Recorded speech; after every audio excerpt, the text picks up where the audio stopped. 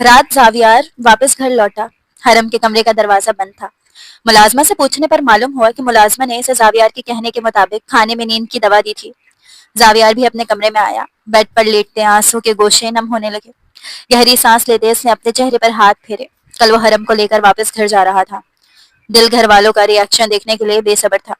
3 सालों से हरम को ढूंढ रहे थे। जब चचा चची हरम को देखते तो यकीनन खुशी से झूम जाते। कल आने वाले वक्त को सोचते वो बहुत मुतमईन था। हरम के मुतालिक सोचते सोचते इसकी आंख लगी थी। सुबह वो कमरे से बाहर निकला तो हरम नाश्ता कर चुकी थी। वो नीचे फर्श पर बैठी थी और मुलाजमा नरमी से इसके बाल बना रही थी। जावियार खामोशी से बाहर निकल गया। फैज कहाँ है? जावियार ने मुलाजिम से पूछा। वो सुबह ही वापस चले गए। मुलाजिम के बताने पर जावियार ने गहरी सांस ली। इसे फैज के रवैये पर कोई तकलीफ नहीं हुई थी। शायद ये अल्लाह की तरफ से ही था कि फैज हरम की तरफ से पीछे हटा था, वरना अगर वो हरम की जानिब बढ़ता तो जावियार अपने कदम पीछे ले लेता, और अब वो कदम पीछे लेने की हालत में नहीं था। फैज वापस घर पहुंचा था। झुके कंधे, झुका सीना, झुकी नजरें। वो अंदर दाखिल हुआ तो सबसे पहले फायका बेगम इसके पास आई। कहाँ थे तुम? जावियार तुम्हें कहाँ लेके गया था? फोन भी नहीं उठा रहे थे। फायका बेगम के पूछने पर फैज ने इनके हाथ थामे। अम्मी, हरम मिल गई, फैज ने कहा। कमरे के दरवाजे पे खड़ी नेहा, जो 2 दिन से अजियत में थी, मुस्कुराई। तो इसका वक्त और साथ फैज के साथ खत्म होने को था। नहीं फैज, अब नहीं। अब तुम बाप बनने वाले हो, नेहा के साथ ज्यादती मत करना, फायका बेगम ने कहा तो फैज तलखी से हंसा। नहीं कर रहा अम्मी, नेहा की दुआओं में बहुत ताकत है। कुदरत ने हरम को इस काबिल नहीं छोड़ा कि मैं इसे अपना सकूं। मेरे अंदर इतना हौसला नहीं। ये कहते फैज की आंखों से आंसू टपकने लगे, जबकि नेहा का दिल जोर से धड़का। क्या हुआ था हरम के साथ? क्या हुआ है फैज? कहाँ है हरम? और 3 सालों से कहाँ थी? फायका बेगम ने पूछा। और फिर फैज इन्हें सब कुछ बताता चला गया। फायका बेगम मुंह पर हाथ रखने रोने लगी और फिर फैज का हौसला देखने लगी। फैज की निगाह कमरे के दरवाजा पर पत्थर बनी खड़ी नेहा पर पड़ी। नेहा को कबूल करने के बावजूद वो आज तक खुद से कबूल करने से इनकारी थी, हरम की वजह से। पर अब नेहा का वजूद इसके सामने बिल्कुल अकेला था। इसके पास हरम का अक्स तक नहीं था। वो खड़ा होता नेहा की जाने बढ़ा, जब नेहा फौरन कमरे के अंदर चली गई।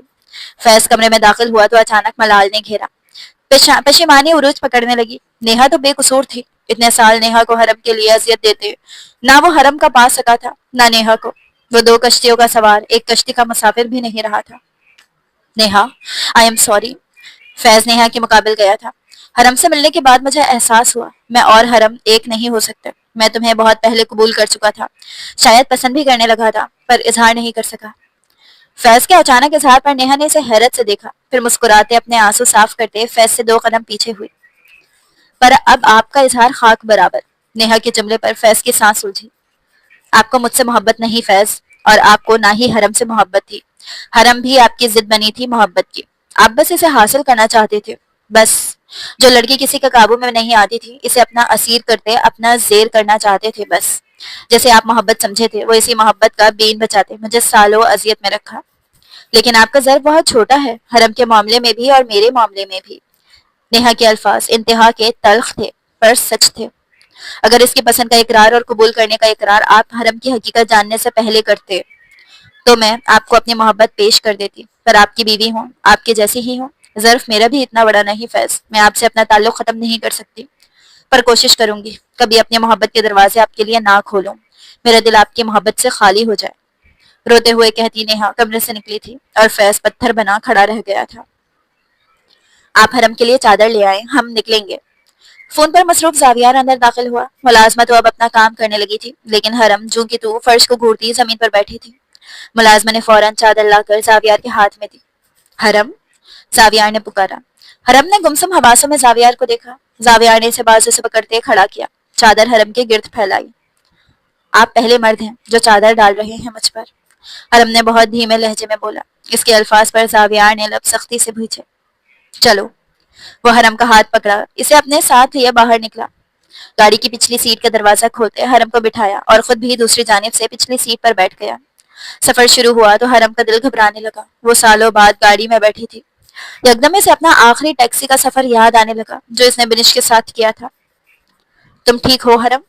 जावियार इसकी बिगड़ी कैफियत देख बोला तो वो रोते हुए जावियार को देखने लगी। मैं कहाँ जा रही हूँ? वो घबराए लहजे में पूछ रही थी। तुम घर जा रही हो मेरे साथ, جہاں سب تمہارا انتظار کر رہے ہیں. چچا چچی دادا سب ہیں وہاں. زاویار کے کہنے پر حرم کا چہرہ تاریک ہونے لگا. نہیں میں نہیں جاؤں گی, میں گھر نہیں جاؤں گی. وہ باقاعدہ رونے لگی.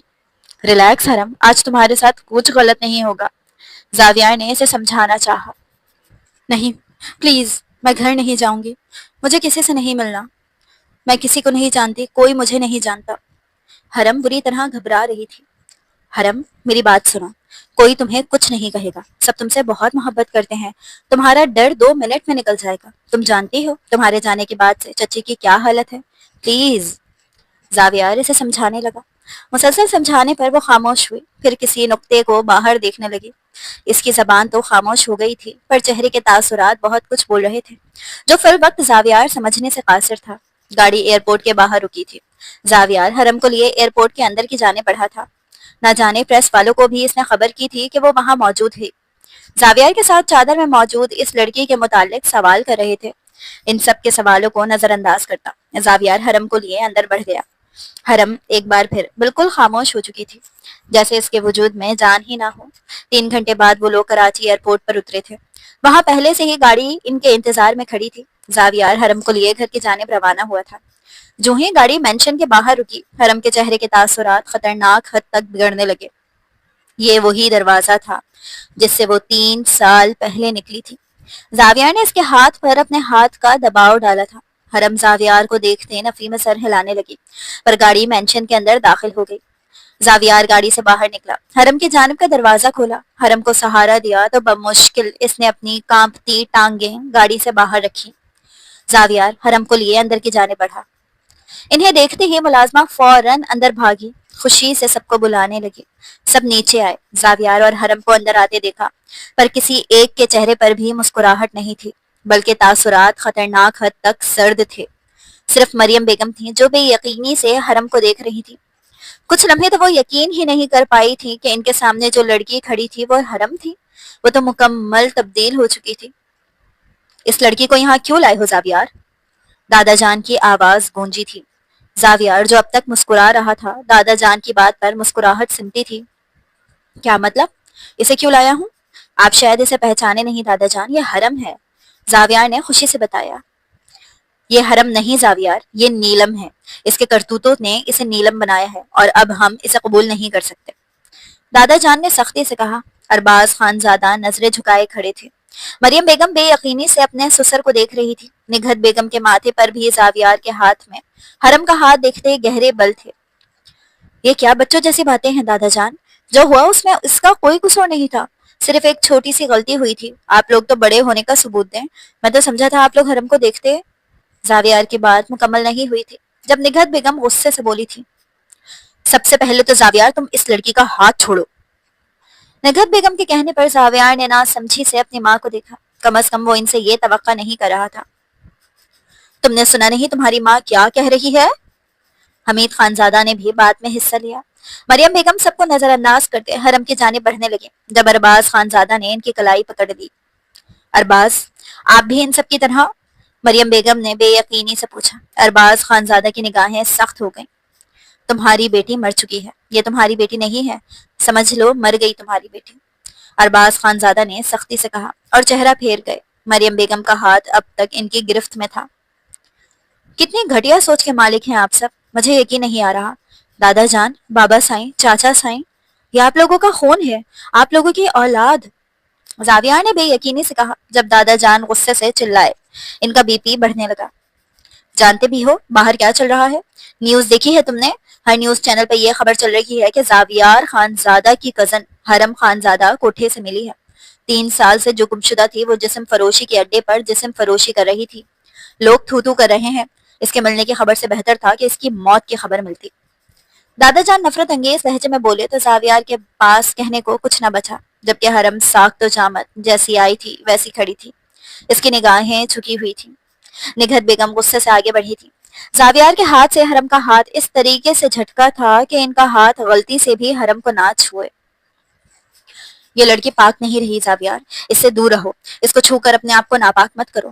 نگہت بیگم غرنائی. زاویار کا جواب دے گیا تھا. بس کر دیں آپ لوگ, چپ ہو جائیں, اس سے پہلے میں اپنی برداشت کھو دوں. زاویار کی دھاڑ پر سناٹا چھا گیا تھا۔ تم اس لڑکی کے لیے ہم سے لڑ رہے ہو زاویار؟ ہم دشمن تو نہیں تھے نا؟ پر اس نے کیا کیا؟ اس کے ساتھ جو کچھ بھی ہوا یہ اس کی ذمہ دار خود ہے۔ نگہت بیگم ایک بار پھر زہر اگل رہی تھی۔ بس کر دیں بھابھی، میری حرم کی جگہ آپ کی نیہا بھی تو ہو سکتی تھی، مریم بیگم نے تڑپ کر کہا تھا۔ چپ کرو مریم، خبردار اگر نیہا کا مقابلہ حرم سے کیا تو۔ میری بیٹی شروع سے اپنی حدود جانتی تھی، اگر حرم نے بھی اپنی حدود سمجھی ہوتی نا تو حالات یہاں تک نہیں پہنچتے۔ نگہت بیگم کے کہنے پر مریم بیگم پتھر ہوئی، وہ صفاق عورت کو دیکھنے لگی۔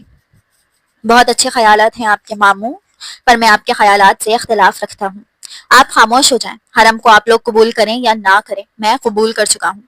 زاویہ نے بات ختم کرنی چاہی تھی، وہ حرم کی بگڑتی حالت دیکھ رہا تھا۔ تم قبول کر بھی لو تو ہم قبول نہیں کریں گے زاویہ، تم سوچنا بھی نہیں کہ میں حرم کو قبول کروں گی، بلکہ میں اب تمہارا حرم سے دوبارہ ملنا بھی برداشت نہیں کروں گی۔ بہت جگہ ہے جہاں بے سہارا لوگ رہتے ہیں، اسے وہاں چھوڑو یا میری بلا سے مار دو، پر تم دوبارہ حرم کے آس پاس بھی نظر نہیں آؤ گے۔ اس کی نحوست تمہیں بھی کھا جائے گی، غلیظ لڑکی جس کے وجود پر نہ جانے کتنے۔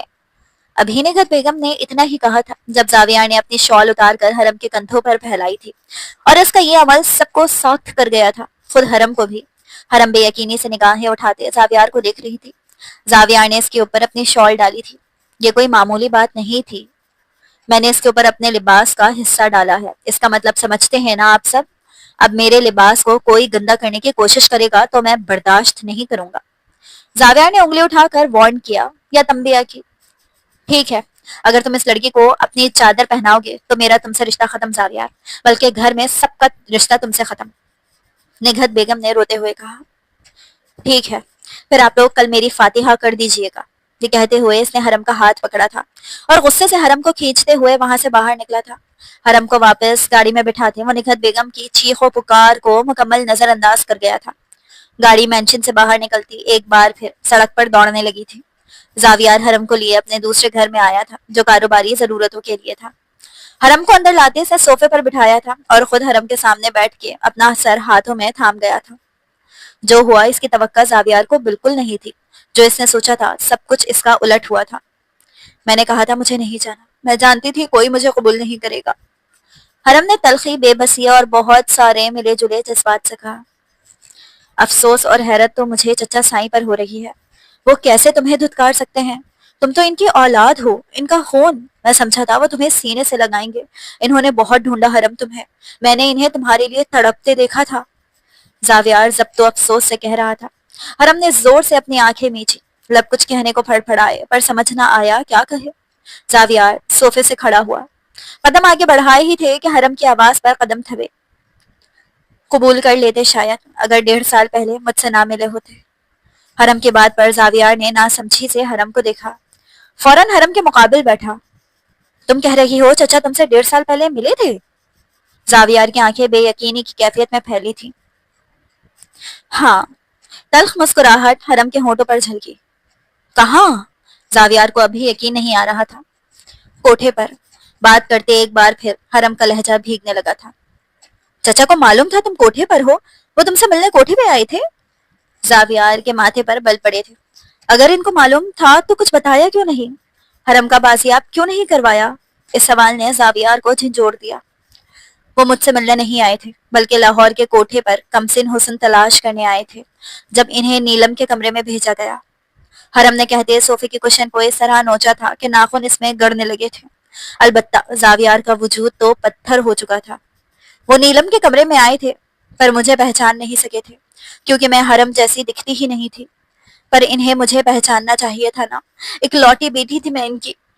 آنسو آنکھ سے نکلا، بظاہر جو آنسو پانی لگ رہے تھے ویسے خون کے آنسو حرم کے اندر اتر رہے تھے۔ انہوں نے میرا بازو پکڑا تھا نیلم سمجھ کر، مجھے زندگی میں پہلی بار اپنے باپ سے گھن آئی تھی۔ حرم کے الفاظ پر زاویار نے اپنا سر جھکاتے آنکھیں میچ لیں۔ میں نے انہیں پکارا، وہ مجھے پہچان گئے، انہوں نے حیرت سے مجھے پیچھے کیا۔ میں سمجھی تھی مجھے جاننے کے بعد وہ مجھے سینے سے لگائیں گے، پر وہ ایک ایسی لڑکی کو اپنی بیٹی قبول نہیں کر سکتے تھے جو 1.5 سال سے کوٹھے پر تھی۔ میں ان کے قدموں میں گری تھی، ان سے کہا تھا یہاں سے باہر نکال دیں۔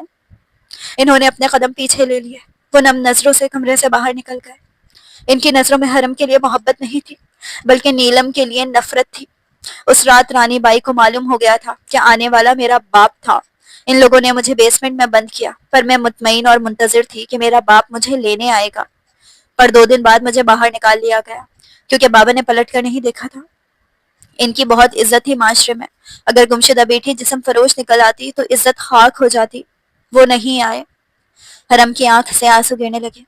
زاویار سے برداشت کرنا مشکل ہوا تو وہ وہاں سے جانے لگا، پر حرم اس کے مقابل آ کھڑی ہوئی۔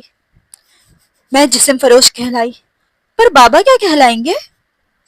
حرم کا سوال کربناک تھا۔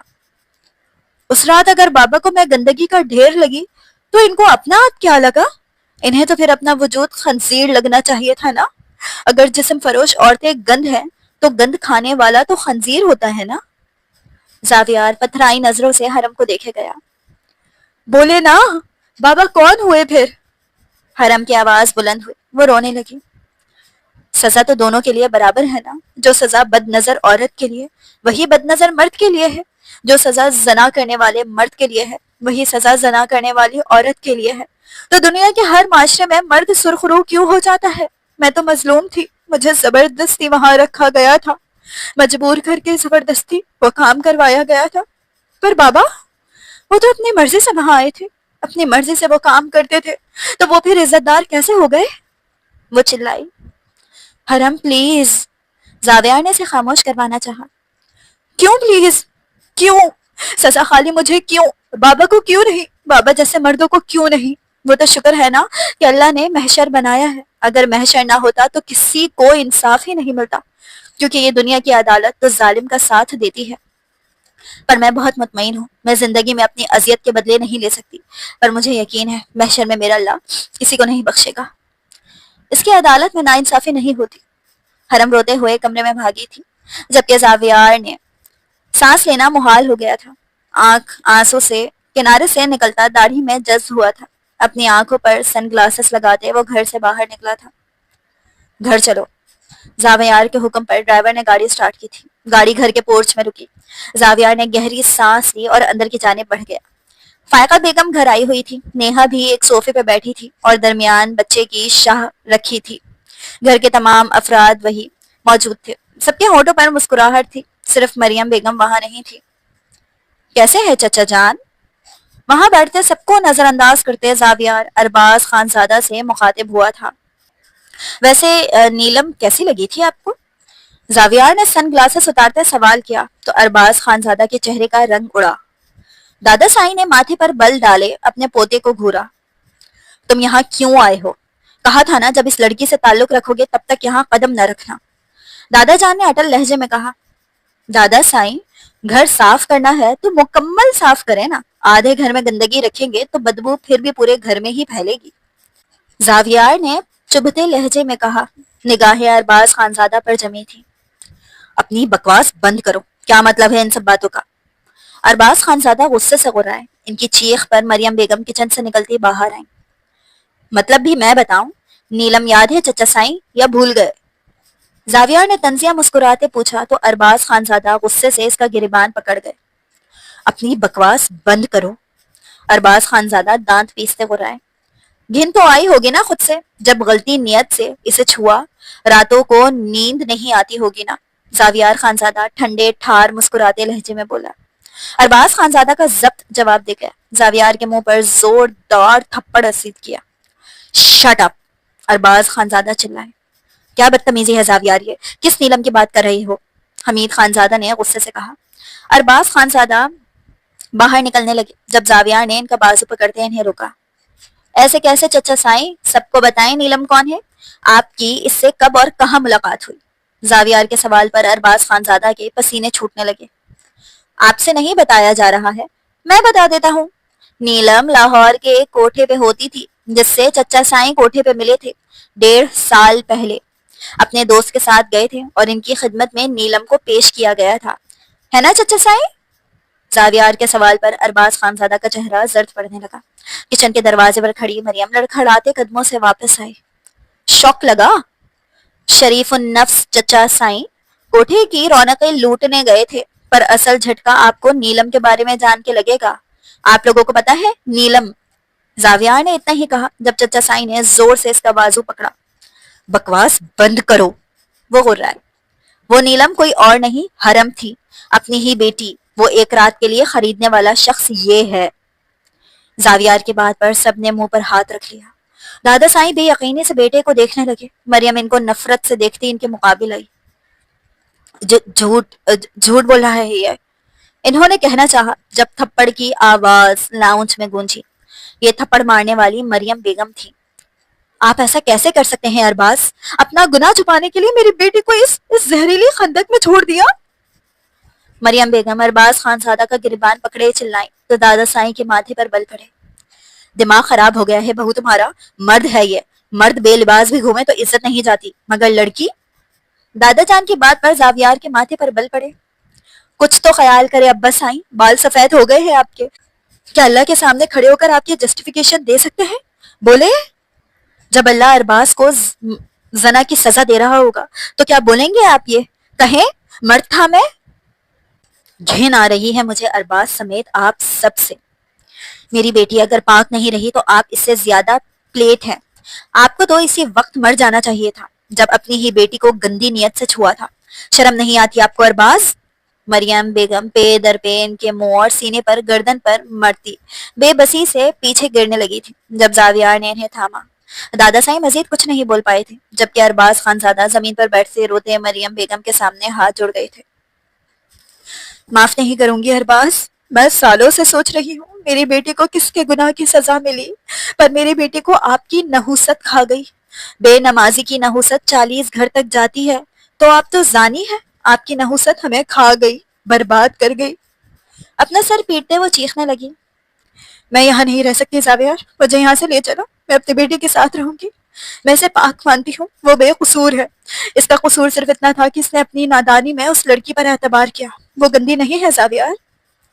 मरियम बेगम जावियार के सीने पर सर रखती रोने लगी। जावियार ने अफसोस से वहां खड़े सब लोगों को देखा और आखिर में अपनी मां निघत को, जो आंखों में आंसू लिए मरियम बेगम और जावियार को देख रही थी। औरत को तो औरत की तकलीफ समझनी चाहिए मोरे। जो औरत अपने बाग में बेटी जैसा फूल रखती हो, इसे दूसरे की बेटी का दर्द क्यों नहीं होता?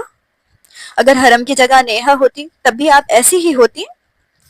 जावियार ने अफसोस से कहा। निघत बेगम निगाह फेर गई। जावियार अफसोस से मरियम बेगम को सहारा देते पलटा जब निघत बेगम तड़प कर बोली, मैं उससे मिल लूंगी, इसको माफ कर दूंगी, इसे कुछ नहीं कहूंगी, पर तुम पीछे हट जाओ जावियार। बहुत ख्वाब देखे हैं मैंने तुम्हारी शादी और तुम्हारे वारिस के, पर तुम हरम जैसी लड़की डिजर्व नहीं करते।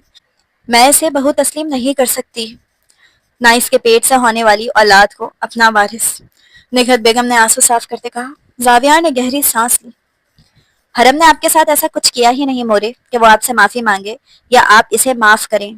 ना इसे आपसे मिलने की जरूरत है, और रही बात मैं इसे डिजर्व करता हूँ या नहीं, तो 3 साल में मैंने इसके लौटने की दुआएं मांगी हैं। तड़पा हूं मैं इसके लिए। वो आप सबके लिए हरम होगी, पर मेरे लिए सालों की रियाजत है। इसे छोड़ दूं ये मुमकिन नहीं। रही वारिस की बात, तो आप समझ रहे हैं आपका बेटा बांझ है।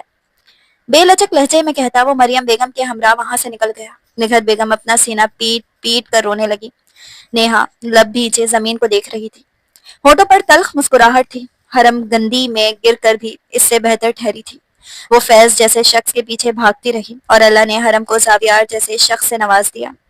आंखों को किनारा साफ करते नेहा ने एक नजर सबको देखा और अपने कमरे की तरफ बढ़ गई। फिर पलटकर अपनी रोती हुई माँ को देखा। हरम के सालों की आजमाइश की सुरखरुई के इनाम में अल्लाह ने हरम को जावियार लाला से नवाजा है अम्मी। जिस लड़की को जावियार लाला जैसा शख्स इनाम में मिला हो, सोचें अम्मी, वो अल्लाह को कितनी प्यारी होगी। अपने आंसू मत जाया करें, अपना सीना मत पीटें। आप हरम में नेहा को देखना शुरू करें, आपके दर्द में कमी आ जाएगी। ये कहती नेहा अपने कमरे में बंद हो गई, लेकिन इसके किसी अल्फाज ने निघत बेगम पर कोई असर नहीं छोड़ा। कुछ लोग मफूल कलम होते हैं, इन पर अल्फाज और वक्त सिर्फ बर्बाद होते हैं। वो तेजी से अंदर बढ़ रही थी। बस एक बार फ्लाइट में बैठकर पाकिस्तान की सरजमीन से उड़ जाती तो महफूज हो जाती, वरना जानती थी इसे ना मौत मिलेगी ना जिंदा रहने दिया जाएगा। हरम को आगे बेचना इसकी सबसे बड़ी गलती साबित हुआ था। इन 3 सालों में जावियार ने हर लम्हा इस पर नजर रखी थी। वो सांस भी बहुत एहतियात से लेती थी। आज से पहले इसने कई लड़कियां आगे पहुंचाई थी और बहुत आसानी से बच गई थी। پر سیکیورٹی چیک کے پاس پولیس آفیسرز کو کھڑا دیکھ ہتھیلیاں بھیگنے لگی۔ وہ بیگ لے کے الٹے قدم پلٹی، پر اب باہر بھی پولیس کی نفری تھی۔ بمشکل اسکارف سے اپنا چہرہ کور کرتے وہ لوہے کا بینر کے اوپر چڑھتی دوسری طرف اتری جب ایک پولیس والے کی نظر اس پہ پڑی۔ اے لڑکی رکو!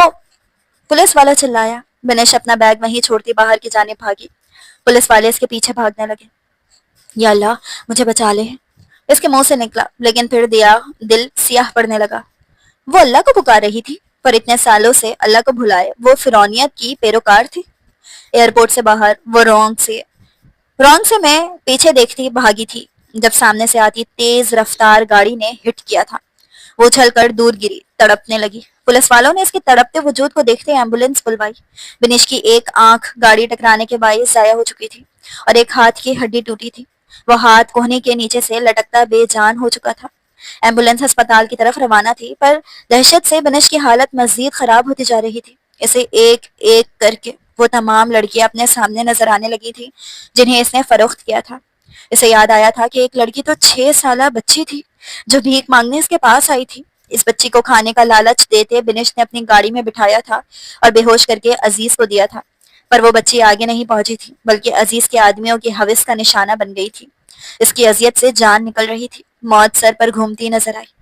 اپنے مردہ ہوتے وجود کو گھسیٹتے اس نے بامشکل ایمبولینس کا دروازہ کھولا تھا اور خود کو بچانے خوف سے ایمبولینس سے باہر کودی تھی۔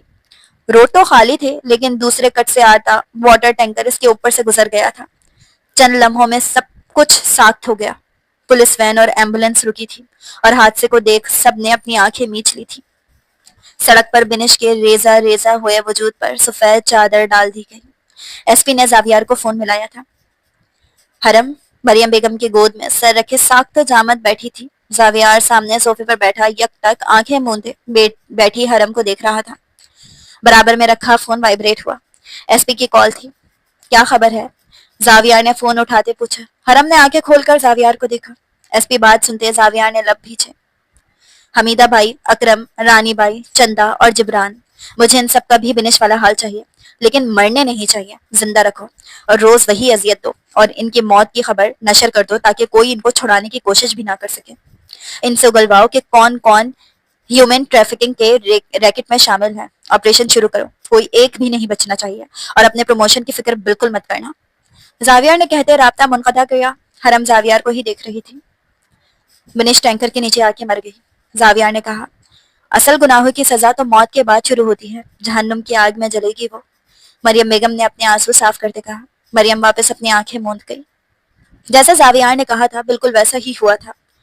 چندرانی بائی سمیت ان سب کے مرنے کی خبر نشر ہو گئی تھی۔ ملک بھر میں پولیس کے آپریشن شروع ہو چکے تھے۔ مختلف کوٹھوں سے بازیاب ہونے والی لڑکیوں کو ان کے گھر بھیجا جا رہا تھا۔ کچھ لڑکیوں کے گھر والوں نے اپنی بیٹیوں کو قبول کر لیا تھا، کچھ لوگوں نے قبول کرنے سے انکار کر دیا تھا۔ کچھ ایسی لڑکیاں تھیں جو اتنی چھوٹی عمر میں کوٹھے پر لائی گئی تھی کہ انہیں اپنا گھر بار یاد ہی نہیں تھا، نہ کسی نے انہیں پہچانتے بیٹی ہونے کا دعویٰ کیا تھا۔ ان سب کو یتیم خانے منتقل کیا گیا۔ عزیز ظہور اور اس جیسے الگ الگ جگہوں پر اس ریکٹ میں شامل لوگوں کو اریسٹ کیا گیا، جن میں سے کچھ نے اپنے ہی محلے اور خاندان کی لڑکیوں کو دھوکے سے فروخت کیا تھا۔ ان میں سڑک پر ریڑھی لگانے والے بھی شامل تھے جو کوچنگ اور اسکول کالجز کے باہر ہوتے تھے، اپنے دھیان میں ان لڑکیوں کو رکھتے تھے جب سب آخر میں یا سناٹے کے وقت ان کی دکان سے جوس یا کوئی کھانے کی چیز خریدتے تھے۔ ان میں نشاور دوا ملی ہوتی تھی۔ کچھ قدم آگے جا کر وہ بے ہوش ہوتی تھی اور گاڑی انہیں اٹھا لے جاتی تھی۔ ایسے بہت سے مختلف کیسز اس آپریشن میں ان ہوئے تھے۔ ہیڈ لائٹس میں چیخ چیخ کر اینکرز ماں باپ کو خبردار کر رہے تھے۔ مریم بیگم نے ریموٹ اٹھا کر ٹی وی بند کیا تھا۔ 1 مہینہ ہو گیا تھا حرم کو بازیاب ہوئے، پر وہ پتھر ہو کر رہ گئی تھی۔ کبھی کبھی اس پر مردہ ہونے کا گمان ہوتا تھا۔ وہ گھنٹوں ایک ہی پوزیشن میں بیٹھ کر گزار دیتی تھی۔ 3 سالوں میں بھولا پیاسا رہنے کی ایسی عادت ہو گئی تھی کہ کھانے میں آگے نے شمار نعمتیں ہونے کے باوجود وہ چند لقموں سے زیادہ نہیں کھا پاتی تھی۔ اس کی صحت دیکھتے زاویار اور مریم بیگم دونوں پریشان تھی۔ کمرے کے دروازے پہ دستک دیتے زاویار کمرے کے اندر داخل ہوا۔ مریم بیگم نرمی سے مسکرائی جبکہ حرم صوفے پہ پاؤں اوپر کیے ویسے ہی بیٹھی رہی۔ یہ لو۔ زاویار نے حرم کے سامنے اس کا فون رکھا۔ حرم نے گھبرا کر زاویار کو دیکھا۔ وہ اکثر گھبرا جاتی تھی۔ یہ کیا ہے؟ وہ ناسمجھی سے پوچھنے لگی۔ دکھنے میں تو موبائل لگ رہا ہے، زاویار نے ہلکے پھلکے انداز میں شرارت سے کہا۔ مذاق کر رہا ہوں، یہ تمہارا فون ہے حرم، پر اس کے اندر کی چیزیں میں نے تبدیل کر دی ہیں۔ جہاں سے تمہاری زندگی رکی تھی وہیں سے شروع کرو، کوشش کرو سنبھلنے کی۔ جو ہوا وہ بھول نہیں سکتی تم، میں جانتا ہوں، پر آگے نئی یادیں بناؤ جو پہلے پر غالب ہو جائیں۔ زاویار کے کہنے پر حرم نے اپنے فون کو چھوا، پھر اچانک وہ فون اٹھاتے دیوار پہ دے مارا۔ اس کے اچانک پینک ہونے پر مریم بیگم اور زاویار پریشانی سے اسے دیکھنے لگے۔ وہ زمین پر گرے فون کو سہمی نظروں سے دیکھ رہی تھی۔ مریم بیگم نے اسے سینے سے لگاتے اس کے بالوں پر ہاتھ پھیرا۔ پریشان مت ہو، فون نہیں چاہیے مت لو، سب ٹھیک ہے۔ انہوں نے نرمی سے حرم کی پشت سہلائی۔ حرم مریم بیگم کے سینے سے لگتی بری طرح رونے لگی۔ امی، میں یہاں نہیں رہ سکتی، اس کوٹھے پر سب میرے جیسے تھے، مجھے تو تب بھی اپنے آپ سے گھن آتی تھی، پر آپ لوگ تو پاک صاف ہیں، آپ لوگوں کے درمیان مجھے اپنے وجود سے مزید نفرت ہو رہی ہے، پلیز امی مجھے مار دیں۔ وہ لرز کے کہنے لگی۔ مریم بیگم نے اسے چپ کروانے کی کوشش کی، پر جتنا وہ حوصلہ دیتی حرم اتنا ہی بکھر جاتی۔ مجبوراً زاویار نے ڈاکٹر کا دیا نیند کا انجیکشن اٹھایا تھا اور حرم کے بازو پر لگا دیا تھا۔ دن بدن اس کے ڈھلتے وجود کو دیکھتے ڈاکٹر نے بتایا تھا کہ حرم کی صحت کا تعلق اب اس کی خوراک سے زیادہ ذہنی سکون پر ہے۔ اگر اسی طرح حرم کی کیفیت رہی تو وہ کبھی اس کی صحت بہتر نہیں ہو سکتی۔ چچی، حرم کو ماہر نفسیات کی ضرورت ہے، ہم اسے ڈیل نہیں کر سکتے۔ زاویار کے کہنے پر مریم بیگم منہ پر دوپٹہ رکھتے اپنی سسکیاں روکنے لگی۔ کچھ بھی کرو زاویار، میری بچی کو ٹھیک کروا دو، بالکل پہلے جیسا۔ مریم بیگم حرم کے چہرے کو چومتے روتے ہوئے بولی۔ اگلے دن سے حرم کے لیے روز ماہر نفسیات گھر آنے لگا۔ کاؤنسلنگ کے دوران حرم کا بلند آواز میں رونا مریم بیگم اور زاویار کو بے چین کرتا تھا، پر 4 ماہ بعد حرم میں فرق آنے لگا تھا۔ اب وہ پینک ہو کر چیختی نہیں تھی، مردہ وجود کی طرح گھنٹوں ایک ہی پوزیشن میں نہیں گزارتی تھی۔ وہ زاویار اور مریم بیگم کے ساتھ بیٹھنے لگی تھی، اب ان کی باتوں کا جواب بھی دینے لگی تھی۔ اسی دوران دادا سائی کے انتقال کی خبر آئی تھی۔ وہ 4 ماہ میں پہلی بار اپنے گھر گیا تھا مریم بیگم کو لے کر۔ اس دوران نگہت بیگم نے اسے روکنے کی کوشش کی تھی۔ زاویار کا دل نرم پڑنے لگا تھا جب انہوں نے ایک بار پھر حرم کو چھوڑنے کا مطالبہ کیا تھا اور زاویار انہیں چھوڑ آیا تھا۔ 1.5 سال گزر چکا تھا۔ حرم، تم تیار ہو گئی؟ زاویار مصروف لہجے میں پوچھتے اندر آیا تھا جب ٹھٹک کر رکا تھا۔ حرم برقع پہن رہی تھی، اس طرح کہ اس کی آنکھیں تک برقعے میں نمایاں نہیں تھی۔ یہ کیا ہے؟ زاویار نے حیرت سے پوچھا۔ یہاں شرافت کا لبادہ اوڑھے لوگ بھی بہت بری نظروں سے دیکھتے ہیں، جو عمل ہاتھوں سے نہیں کر سکتے وہ نگاہوں سے کرتے ہیں۔ اتنے سالوں میں نے نگاہیں پڑھنا بھی سیکھ لی ہیں، میں مزید برداشت نہیں کر سکتی کہ کوئی میرے وجود کو دیکھے بھی۔ وہ نم لہجے میں بولی تو زاویار رنگ مزید کچھ نہ کہا۔ وہ باہر نکلا تو حرم بھی اس کے پیچھے ہی باہر نکل گئی۔ وہ لوگ ہاسپٹل جا رہے تھے، آج حرم کا میڈیکل چیک اپ تھا۔ میڈیکل چیک اپ کے بعد وہ ماہر نفسیات کے پاس گئے تھے۔ حرم نے بہت جلدی ریکور کیا تھا، آج اس کا آخری سیشن تھا۔ زاویار کمرے کے باہر بیٹھا تھا جب 1 گھنٹے بعد حرم مسکراتی ہوئی ڈاکٹر کے کمرے سے باہر نکلی تھی، پر پردے کے باعث زاویار کی مسکراہٹ نہیں دیکھ سکا تھا۔ کیسا محسوس ہو رہا ہے؟ زاویار نے گاڑی اسٹارٹ کرتے پوچھا۔ بہت ہلکا محسوس ہو رہا ہے، اپنا آپ اب پہلے جتنا برا نہیں لگ رہا۔ حرم کے کہنے پر زاویار دھیمے سے مسکرایا۔ حرم، زاویار نے گہرا سانس لیتے اسے پکارا۔ جی، حرم نے کہا، میں نے 1.5 سال پہلے تم پر سب کے سامنے اپنی چادر ڈالی تھی، تم اس کا مطلب سمجھتی ہو؟ زاویار کی بات پر حرم کے لب بھیجے۔ جی سمجھتی ہوں، پر یہ ممکن نہیں ہے۔ زاویار نے سڑک کی ایک طرف گاڑی روکی تھی۔ کیوں ممکن نہیں ہے؟ زاویار نے الجھن سے اسے دیکھا اور پوچھا۔ آپ بہت اچھے ہیں، شاید میں اب تک جن سے ملی ہوں ان سب سے اچھے، آپ بہت اچھی لڑکی ڈیزرو کرتے ہیں۔ حرم نے پھیکا مسکراتے کہا۔ تم اچھی نہیں ہو؟ زاویار نے ناراضگی سے پوچھا۔ آپ میری حقیقت جانتے ہیں، پھر کیوں اذیت دینے والا سوال پوچھ رہے ہیں؟ حرم کا لہجہ بھی خفا ہوا تھا۔ تمہاری حقیقت کیا ہے؟ ایک مکمل باحیا لڑکی ہو، جو ہوا اس میں تمہاری کوئی قصور نہیں تھا، جو ہوا اسے بھول نہیں سکتی تو اسے اپنے حال میں شامل مت کرو پلیز۔ تم اپنی حقیقت جاننا چاہتی ہو؟ تمہاری حقیقت یہ ہے کہ تم زاویار خانزادہ کا عشق ہو، تم وہ ہو جسے میں نے سالوں مانگا ہے، میرے صبر کی جزا ہو تم وہ ہو جو 3 سال ظلم کی انتہا اپنے کے باوجود مضبوط ہو۔ زاویار کے کہنے پر حرم کے رخسار نمی سے بھیگنے لگے تھے۔ پلیز حرم، گزشتہ سال میں نے بھی بہت مشکل سے گزارے ہیں، پلیز۔ زاویار کے کہنے پر حرم روتے روتے کھڑکی سے باہر دیکھنے لگی۔ زاویار نے اس کا ہاتھ تھاما تو وہ اپنا کانپتا ہاتھ زاویار کے دوسرے ہاتھ پہ رکھ گئی۔ زاویار نے بے اختیار آنکھیں بند کرتے شکر ادا کیا۔ 2 دن بعد ہی حرم اور زاویار کا نکاح سادگی سے ہوا، لیکن ریسپشن بہت دھوم دھام سے ریسپشن میں گھر والے شامل نہیں ہوئے تھے، پر جو جو شامل ہوا تھا وہ حرم کی حقیقت سے واقف تھا، پر کسی کے اندر اتنی ہمت نہیں تھی کہ وہ ایک لفظ بھی اس کے متعلق کہتا۔ وہ معصوم جو اپنے گناہوں کی معافی مانگتی تھی، جس کے باعث وہ کوٹھے جیسی جہنم میں پھنسی تھی، اب اس نیکی کو سوچنے لگی تھی جس کے بدلے میں اسے زاویار جیسے انعام سے نوازا گیا تھا۔ اگر بیٹی ہوئی تو میں اسے سمجھاؤں گی کہ آپ کا سب سے بڑا دشمن وہ ہوتا ہے جو آپ کو آپ کے گھر والوں سے باغی کرتا ہے۔ حرم نے نگاہیں جھکاتے اپنی ہتھیلیوں کو آپس میں مسلا۔ زاویار نرمی سے اس کے معصوم چہرے کو دیکھ رہا تھا، جو ہر گزرتے دن کے ساتھ نورانی ہوتا جا رہا تھا۔ حرم کے آنسو اس کی ہتھیلی پر گرنے لگے۔ زاویار کے ہونٹوں کی مسکراہٹ سمٹی۔ وہ جتنی بھی محبت کر لیتا پر حرم کے ماضی کو اس سے جدا نہیں کر پا رہا تھا۔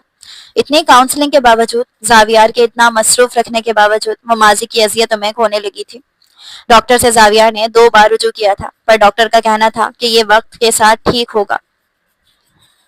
ہاں، اگر اولاد ہو جائے تو اتنا سوچنے کا وقت نہیں ملے گا، اور پھر کچھ وقت بعد ہی اللہ نے ان پر رحم کیا تھا۔ حرم پریگننٹ تھی، لیکن پریگننسی کے درمیان وہ مزید حساس ہو گئی تھی۔ زاویار نے اس کے دونوں ہاتھ اپنے ہاتھوں میں تھامے، اس کی ہتھیلیوں پر اپنے لب رکھے۔ اور اگر بیٹا ہوا تو میں اسے سکھاؤں گا کہ اگر بہت ہوا کی طرح ابن آدم بھی بے لباس ہو تو اس کی سزا بھی وہی ہے۔ معاشرت میں بچ بھی جائے تو آخرت میں پھنس جائے گا۔ زاویار کے کہنے پر حرم نم نظروں سے مسکرائی۔ چلو اب بہت رونا دھونا ہو گیا، اپنے ساتھ ساتھ تم ہر بار مجھے بھی رلا دیتی ہو۔ مرد ہوں، کچھ خیال کرو حرم، زنانہ والی وائبز آنے لگی ہے مجھے۔ زاویار کے کہنے پر حرم کی آنکھیں بھی مسکرانے لگی تھی۔ کہاں جائیں گے؟ رات کے 2 بج رہے ہیں، حرم نے بیزارگی سے کہا۔ تمہارا کام ہے، جہاں جس راستے میں لے چلوں تم میرے قدم پر قدم رکھ دو، ویسے ہم ابھی آئس کریم کھانے جا رہے ہیں۔ یہ کہتے اس نے عبایا اٹھا کر حرم کے سامنے رکھا تھا۔ چند لمحوں بعد وہ دونوں گیلی سڑک پر آہستہ آہستہ چلتے شہر کی رونقوں کی طرف بڑھنے لگے تھے۔ تو میرے پیارے ویورز، آخری قسط لکھنا پتہ نہیں اتنا مشکل کیوں ہوتا ہے، پر میں نے لکھ دی۔ بلاک رائٹنگ کا شکار ہوئی تھی، سمجھ نہیں آ رہا تھا کیا لکھوں۔ امید ہے آپ سب کو پسند آئے۔ آپ سب بولیں گے حرم کی خوشیاں ڈیپلی نہیں دکھائیں، تو یہ سوچ کر مطمئن ہو جائیے گا، اسے زاویار ملا ہے، آگے کی ساری زندگی خوشیوں سے بھری ہوگی۔ بعض لوگوں کا ظرف اتنا بڑا نہیں ہوتا۔ حرم کو زاویار اور مریم کے علاوہ کسی نے قبول نہیں کیا۔ سب کہہ رہے تھے حرم کی سزا اتنی بڑی کیوں؟ تو حرم کو سزا نہیں ملی، بس نادانی نے زندگی اجاڑ دی۔ بہت لوگ کہہ رہے تھے حرم کو پاک رکھیں، تو حرم پاک ہی ہے، ناپاک تو ظلم کرنے والا ہوا نا۔ اور حقیقت یہی ہے کہ ایسی لڑکیاں معجزتاً بچ جاتی ہیں جو اللہ پر ان رکھتی ہیں، لیکن حقیقت میں زاویار جیسے لوگ شاید ہی ہوتے ہوں۔